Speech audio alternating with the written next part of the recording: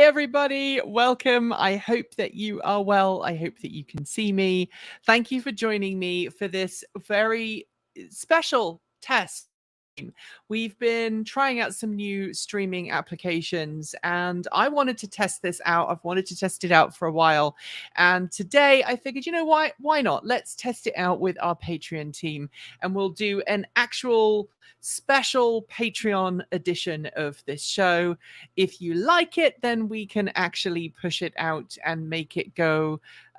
We can make it go live on the main channel as well. I see you, we see you. Hello, everybody. I hope that you are well and that you can hear me as well. This is a new stream. We're trying the StreamYard application. We have actually tried it out off air before, but this is the first time that I'm trying it kind of publicly. So this time around, hopefully it works and you can hear me. I've been using StreamYard with other YouTube collaborators over the last couple of months, been appearing on people's shows. And so this is a new way of streaming to YouTube. You are the very first people to test it. Super excited, and it also means we get some wonderful things here like the new logo and stuff like that. Thank you to everybody who's been so kind and so wonderful about the new logo. It's been great to see it. It's been great to see the feedback that people have had. I've really enjoyed interacting with people when talking about that, and hopefully this is the shape of things to come. We are going to try and work smarter, not harder. And look, this week has been pretty rough. We've had some bad things happen with the Chevrolet Bolt recall. There was that fire which occurred earlier this week, which we're still trying to learn more about. And so today I thought that we'd do something a little bit different. And that is, for those who don't know, the fact that the Chevrolet Bolts that we have right now we're in the process of going through a buyback or an MSRP swap on them. And so we've started to look at other vehicles. We've started to look at what we do next. Now, right now, I don't really want to discuss hugely what we're going to do. I've had a discussion with the team. Winter has been busy today. He's got some new exciting news to share from his Chevrolet Bolt EV journey shortly. I will have some soon. I think we have made a decision as to what we are going to do. If we can get an MSRP swap, if we can't get an MSRP swap, there's different options for us. But something that we have committed to, at least so far, is an app. Also a Ford F-150 Lightning. Now, as those of you who know, the Ford F-150 Lightning is not a vehicle that we are necessarily going to want to take everywhere. The F-150 Lightning is a vehicle that we want to have. I've just realized I don't need my headphones on because I'm literally just talking to you. So let me take my headphones off and put my hair behind my ear, because then I will, hopefully that will look a little bit better for you all. So we have decided that we're going to get an F-150 Lightning, and we're going to get an F-150 Lightning because we have to carry a lot of stuff at Transport Evolve. We have to carry a lot of camera gear. We cases with a lot of equipment in. I'm just looking around me because there's a camera bag on the floor. You can't see it, which doesn't really help. But we have 3 Pelican cases when we go to events like CES. If CES actually happens this year, which it may or may not, we're going to be taking a huge amount of stuff. And in the future, obviously, if we do an event, we take a lot of stuff with us. Microphones, light stands, cameras, even the teleprompters, right? Things like this. Always needs to be packed up and taken somewhere. And so we're definitely going to get a Ford F-150 Lightning. Whether we get the Pro or whether we're going to get something else, I don't know. But we've been talking about having a 3-car future. We have one car that's spec'd for long range stuff. So a car that we road trip in, and we road trip when we don't have anything else with us. We need to get across the country quickly. We just want to get in the car and go, maybe not carry a large amount of stuff with us. Then we have a car that we want for the performance and for the high end stuff, and we're still trying to find a car that fits those needs. And we want a car for hauling, or a truck for hauling, which will be the F-150, a vehicle that hopefully we can jump in and get on the bandwagon early. Lightning, we can get it, we can use it to haul stuff for the team, we can also use it to take crew places, and also we can use it for, I suppose, the small holding / farm that we have here. I have to regularly carry hay and straw. I regularly have to carry hemp bales because that's what we use in the chicken coop. I regularly have to pick up large amounts of soil and compost for the garden. And of course, my wife likes doing woodworking, and she is working on some projects. The door behind me, this door needs to get replaced. It was kicked in by someone having a tantrum at one point, and so it needs to be fixed. So we're going to be fixing that. We've got 2 other doors in the house that have been busted.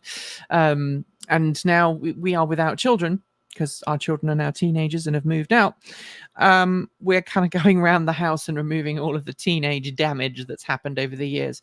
So being able to carry large amounts of things is kind of important. So obviously the F-150, the performance car, we're kind of keeping close to our chest. Don't know if we're going to do it or not. And then the fun vehicle, the longer distance vehicle, is of course the wonderful, unique and strange Aptera. So this is the Aptera page, and I figured that it might be fun to go through this and see if do some specking, and you can see what we are going to be ordering. Now, my views on Aptera, let's go back for a second. My views on Aptera are constantly changing. Now, Aptera originally was a vehicle that I liked because it was quirky and unique, and it featured in the J.J. Abrams reboot of Star Trek. That it was coming back, I was very excited, and I decided to put $100 down. The reason I put $100 down is because I personally, and by the way, this is not an endorsement. We're talking about my own personal vehicle here, but that doesn't necessarily mean I'm endorsing the company. This is just me personally talking. I personally felt that Aptera was following a path that I felt aligned with my personal values, where we try and find vehicles that suit our needs. And this is a little model of an Aptera here. And it was the aerodynamic qualities of this car, also its uniqueness in its design, and the fact that it was in Star Trek. I'm not going to lie to you. So one of the things that I decided was I was going to put $100 down, and $100 is kind of an amount of money that I was willing to give up. You know, if the car didn't actually make it to market, I was willing to give that up and give, I suppose, punt on it a little bit. And so that's what I did. I decided that I was going to punt and was going to put $100 down. But the reality is that things with Aptera have changed quite a lot. Now, earlier this year, I was lucky enough to go down and got a test ride in one of the very, very early alpha prototypes, Noir. It was an all-wheel drive. Had a quick spin around the block. I wasn't allowed to drive it, unfortunately. It was only a passenger ride. And that vehicle was very rough and ready, but it already showed a lot of promise in what it could do and how quick it was. And I've been following the progress. I've been following some of the updates that Aptera have been giving. One of which is that the company is really focusing on using computer modeling and computer design to eke out every last ounce of efficiency out of the vehicle, or every last kilowatt hour per kilometer or per mile out of the vehicle that it possibly could. And that really kind of struck me as being a really nice kind of thing to want to do, to follow, to see. And so what I decided that I was going to do at that point, it was just to continue following Aptera. And then obviously last week or the week before, Aptera changed its website, and it changed its ability to edit or modify your pre-order. So now I can go in, and I don't think it shows any of my modifications or any of my reservation details. So I can go through here and share it with you. Don't forget, if you're watching this live, you can always send us a super chat. You can send us any other chat messages you want to, and we should see it. Chris says, I wonder if you'll get your Lightning Cybertruck. Your reservation is really low. I really hope so, that we get it soon, partly because of the Bolt situation that we find ourselves in right now. But I would also really like to be able to start hauling stuff without requiring a massive kind of logistical nightmare. If we go to CES in January, which we may not do now because of COVID, if we go to CES in January, we're going to have to take 2 cars and 2 trailers just to get all of the equipment and all of the people there. And that's kind of a bit of a pain in the butt. So if we could get like 5 people in a pickup truck and then have that pickup truck full to the brim with broadcast gear, it makes our life a lot easier. And not having to have a trailer with us is also good, because it means that we can turn up and just park up when we've got things secured in our vehicle, and it's easier from a security point of view. All right, so let's have a look here at the configurator. So obviously the first thing it asks you is you've got the battery range. You can see some of the choices I've chosen here. This is effectively the Noir paint job, which I think is just truly stunning. It's a matte black, and you've got the solar panels on the bonnet and then on the roof and then on the hatch. And so you can choose, you know, different colors here: the Lunar Silver, the Soul White, Noir Black, or you can have a custom color. Now, I'm not interested in a custom color. $1,500 extra. I'm not interested in paying that for a custom color. I think had it been a little bit less, I might have done. But this is a vehicle that I want to try and use as an alternative to a motorbike. For those who don't know, while I love riding motorcycles, my partner is very worried about me riding motorcycles because of some health concerns that I have. And so being in a car is obviously a little bit more safe for me and more safe for other road users as well. So right now, I have chosen the Noir Black. And then we've got the battery range configuration here. You can start with 250 miles and a 100 kilowatt drivetrain. And you can then go to 400 miles, 600 miles, or 1,000 miles.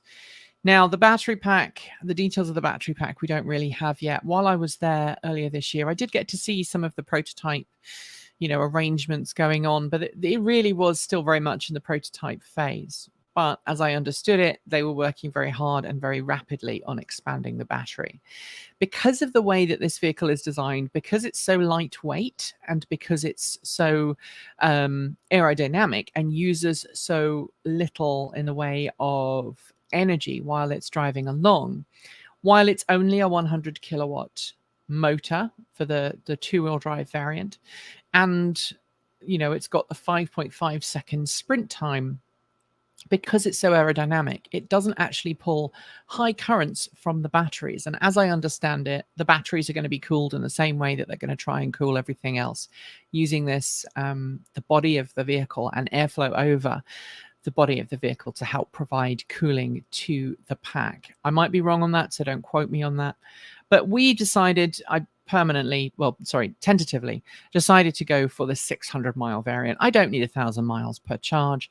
600 miles, the reason we chose 600 miles is because that seems to be a good day of driving in any car at any point. So if you're driving an EV, that seems to be a really good kind of range for achieving in a day before you get tired, before you need to stop.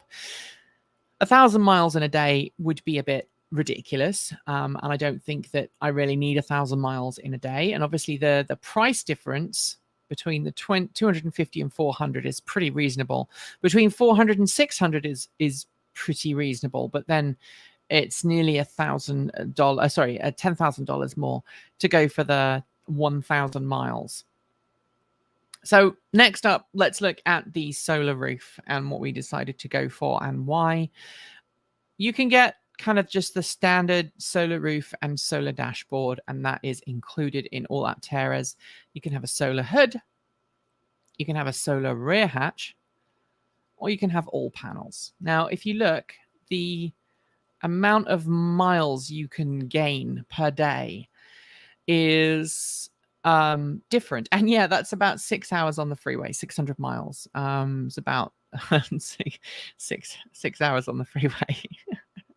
Maybe less, maybe more even. I don't think I'm going to be driving at 100 miles per hour. So the solar roof and the dash would give you 16 miles of range per day just by parking the car up. Now, that would, I think, going to be closer if you lived in Southern California. I live in Oregon, so I know that I'm going to have more solar panels in order to get better range per day. So the solar hood is $300. The solar rear hatch adds $600, and then $900 for all panels. So that's why we went with that option.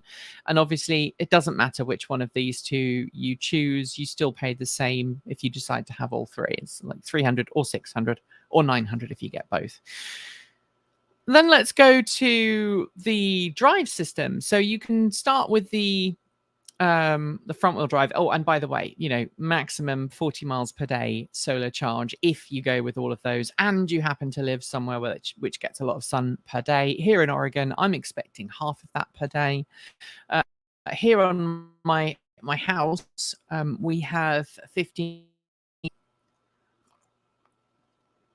and we get maybe we've been kilowatt hours during the summer, but obviously that's a lot more roof space than what you'd get on the roof of an Aptera. And bear in mind that the Aptera is shooting for 10 miles per kilowatt hour. So for your 40 miles of daily driving range from the sun, you're actually only looking at generating 4 kilowatt hours of electricity on the roof car. Now, I will admit that's very gimmicky, and I could probably do with using $900 less and not having the gimmick. But I like that, partly because this would be a third vehicle, a fun vehicle, and a kind of motorcycle replacement for me. And so I would see that as being a vehicle that I didn't necessarily have to keep in the garage, plugged in to charge, and maybe just leave it outside in the sun, at least in the summertime. Next, let's look at all-wheel drive or front-wheel drive. Now, all-wheel drive, as you can see here, adds an in-wheel motor to the rear. The Aptera has all-wheel drive motors. And so, sorry, I don't know why I just said that. I'm tired. The Aptera has in-wheel motors, unlike the Lordstown Endurance and some other vehicles that use in-wheel motors, because it's so light, because it's so aerodynamic. The actual power output of each of the motors is substantially smaller than it would be for some of those other vehicles that use in-wheel motors. So if you have a front-wheel drive system, your total combined power output, is 100 kilowatts. If you add a rear-wheel drive setup as well, you add that third motor, then you're looking at 150 kilowatts. And so this is a performance specification. Obviously, you get a 3.5 second sprint time. Having ridden in the Noir Alpha prototype, I can definitely attest to it being quick. But I don't want a car for quick, and we are looking at buying another car for my wife as a daily driver to be her quick car. So just to kind of give you a bit of a rundown, we're looking at replacing her Bolt with a car that is brisk, that she can drive to and from work, that is appropriate for someone in her job and in her position at her office. I will get the pickup truck as my daily driver, the F-150, unless I just need to run errands, in which case an Aptera would be a great round town errand runner, and also a great weekend or day tripping car because you don't have to worry so much about driving it. Couple of questions. Curious if you have any concerns, says Stephen Z, about the long-range drive on potentially rough highway with the steering design. I am very curious as to know whether I've never driven it. I've only ridden in it, and so far I think it seems okay. You go on to say that you had the unpleasant experience of numbness in hands on one motorcycle from the vibration, and I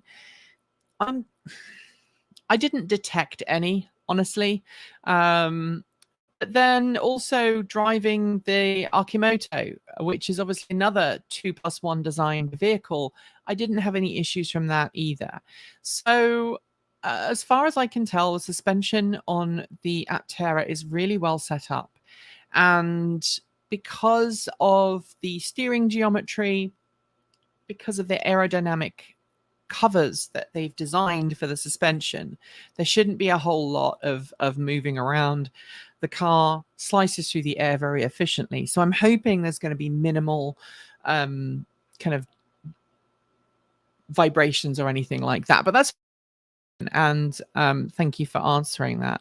Carl said he went with 600 miles because that will get you across the northern states and through Indian reservations. That's about 8.5 hours of driving. Yeah, you know, we did something similar. We planned a road trip from where we live, just outside of Portland, on the west side of Portland in Oregon, all the way to my parents' or my in-laws' house. If I went to my parents' house, that would be a really long way.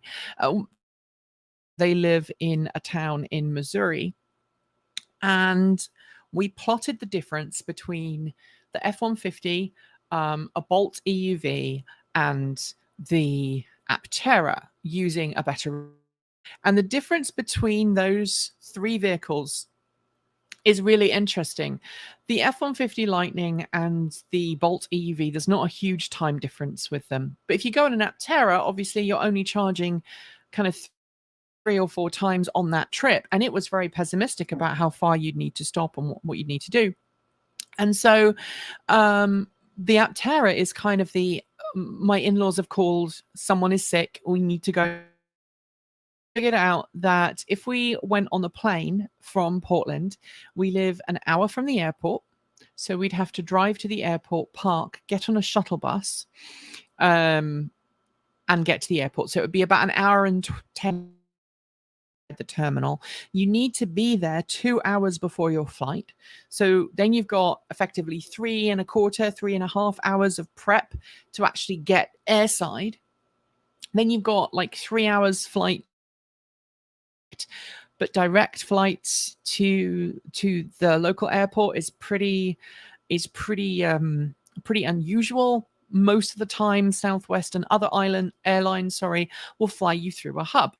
Hub is Chicago, or whether that is through Arizona, you would have to fly down to Arizona or across to Chicago, which is a couple of hours. Then you've maybe got an hour minimum transfer, but normally it'd be 2 or 3 hours transfer time, followed by another hour or an hour and a half flight. So by the time you have gone from your house to the airport in Missouri, you've already spent somewhere between 6 hours best case and 12 hours worst case scenario to get to that point. At that point, obviously, if you're arriving at the airport in Missouri and you need to then travel to the in-laws' house, the house is about 2.5, 3 hours from the nearest airport. So then you'd have to go to the rental place, right? And because of COVID, obviously that slows down. You'd have to go to the rental place. That would require you to wait for your baggage when you get to the airport. So that's a half an hour. Then a half an hour to get to the rental place and go through all the paperwork, maybe 45 minutes. So before you've even left the airport, you've already wasted anywhere between 7 hours and 14 hours, and you haven't even started that final drive. And when you finally get there, anywhere between 12 hours and 16 hours just to get there. Now, we worked out this route in an Aptera, myself and my partner swapping the driving duties. And we reckon we could do that same trip in about 28, 29 hours of driving. That's not ideal. But obviously the difference is that you don't have to worry about dealing with other people on the plane. You don't have to worry about airport security. And yes, I have one of those fancy cards that allows me global entry. It allows me to go through the security really quickly at airports. But even still, carbon footprint of flying is not great, and you're limited as to what you can take. So that's one of the reasons why we're looking at this as a long range kind of road tripper for fun, and also we need to go now kind of thing. So we don't want the performance, because 5.5 seconds is enough for us. All right, now let's look at the interior. I don't know if I'm gonna help it out here. So the interior color, there's some different options that we can go for. There's the Codex, the Vida. You can have a custom color, or you can have the Coast. And I think my wife said she wanted the Coast, because it's obviously the Codex is kind of bright here on the dash, and so we decided that going for Coast would be a little bit more comfortable. Now, bear in mind that the seats on the pretty slim, and it's designed to be pretty minimalist in its design. It really is a very minimalist looking car. So that's where we are.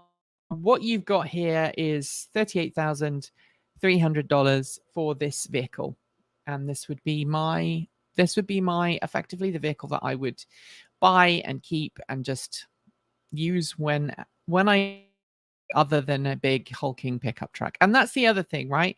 If I went with a big pickup truck as my daily driver and I didn't have another vehicle, I would feel very guilty about wasting energy, because the Ford F-150 Lightning, while it's very good at towing, it's very good at hauling things based on everything that I've seen from people I've talked to. Haven't experienced it myself. We're trying to get some time with a truck right now. I feel that it would be very wasteful for me to do that as my only daily driver. And so having this as an alternative is one way of dealing with that. All right, so here are the extras, right? So if I get rid of all of these extras, you can see 35,500 at the purchase time. So we'd like to add level 2 autonomous capabilities. That's basically lane keeping assist, adaptive cruise, emergency braking, and I assume the facial tracking is just a alert attentiveness thing. Enhanced audio. I would like to get a better sound system, because obviously I'm a professional musician, or I used to be. I don't think I can call myself a professional musician anymore, but it does mean that we could we could get the racing stripes. No, I don't think I'm going to get the racing stripes. Although that might be fun. I think that would be fun. And then we'd go with the camping kit as well, as you can see in this picture. Able to just have the Aptera as a portable camping location would be good. And we've talked about this as well, traveling across the country, being able to camp in your vehicle is kind of useful, especially if you are in a minority and you might be in a town where you'd be a little bit worried about staying in a hotel, drawing attention to yourself. Although obviously driving this thing, you're bound to draw attention to yourself. And then you've got the pet upgrade. We've got an additional $300, a pet divider, a water ball bag, rear cover, and ladder. So that is how we are speccing up our vehicle, and that gives you an idea of what we want to do with our vehicle. I still don't know if Aptera, I'm telling you now, I don't know, honestly, from kind of bottom of my heart, I don't know if Aptera will make it to production. Statistically, I know that it's very unlikely to, because very few automakers have done this over time. However, having spoken to Sandy Munro about Aptera, and obviously based on what I've seen myself and the way that the company is run and the way that they have been working on things, the team have been working on things, confident that it will reach production, kind of 50-50 confidence that it will reach production. I don't think it will reach production next year. I'd be really surprised if it reaches production next year, but maybe it won't. But right now, all I've spent right now is $100. So I haven't committed to buying anything yet. I've put down a $100 deposit, and at the end of the day, the $100 for that, it's not going to break the bank. How about that? Does that sound like a good argument here? So there you go. That is how we are going to spec our Aptera. Thank you for helping me test this. This has been a really lovely little stream. I know there's not been a huge number of people watching, but that is because if you are a Patreon supporter, you've been given special access to this ahead of everybody else. And everybody else is going to get to see this when we make it public later on this week. And we probably will make it public because I am curious to see what people this whole setup and how it works. So if you have any more questions and comments, let me know. Other than that, we are going to call it a day. It has been a really lovely 35 minutes or so talking with you all. Sorry, I have a cup of tea, and my cup of tea is obviously not doing wonders for my hiccups. So one final thing I do want to touch on, and that is the update to the Bolt EV fires. Now, I know that there have been there was a Bolt EV fire involving a 2020 Bolt EV, and there's also been one involving another Bolt with a American-made battery pack. We don't know enough about both of those fires yet to really comment, but I will personally state here for the record, faith in General Motors electric vehicles right now is not great. And we are pursuing a buyback. Whether we will get one or not, I don't know. I think it does depend on and what they say to us, what GM says to us and what GM thinks is going to happen moving forwards. I don't want to I don't want to preempt anything, so I think that's probably where it is. We are still using our cars daily because they are our only cars right now. It's one of the other reasons why we think maybe eventually a three-pronged approach would work for us. The Aptera uses very few materials, which is why we would be okay using that as a third vehicle, using the other two vehicles as main daily drivers. Obviously me splitting between the Aptera and the truck, but my wife having a regular electric car as her daily driver, a performance electric car, and I'm not going to say any more than that in case we don't end up getting the performance electric car that we're currently looking at. Suffice to say, there is a bit of a weight on them. But thank you very much to everybody for watching today. Thank you so much to our $15 to $49 a month Patreon supporters. And those are the ones that are rolling by right now. If you are one of those wonderful people and you're watching right now because you are in the Patreon stream, thank you so much. Thanks also to our $50 a month Patreon supporters. That's David Janakula, Andrew Martin, Guido Drahoa, Brophy Wolf, Tasla in the Gong, Paul Conway, Anthony Coates, Laura Sanborn, Rory Litwin, and Denny Hyde. And of course, thank you so much to our $100 a month Patreon supporters.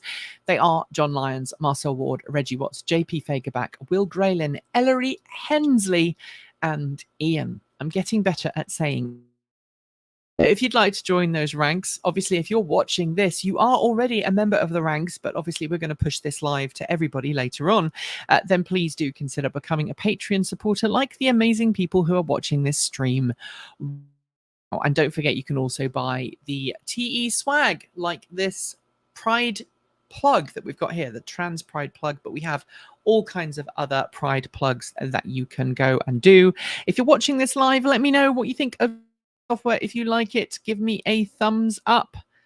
If not, let me know and we'll go from there. Thank you so much for watching. Thank you very much, everyone. And as always, keep evolving.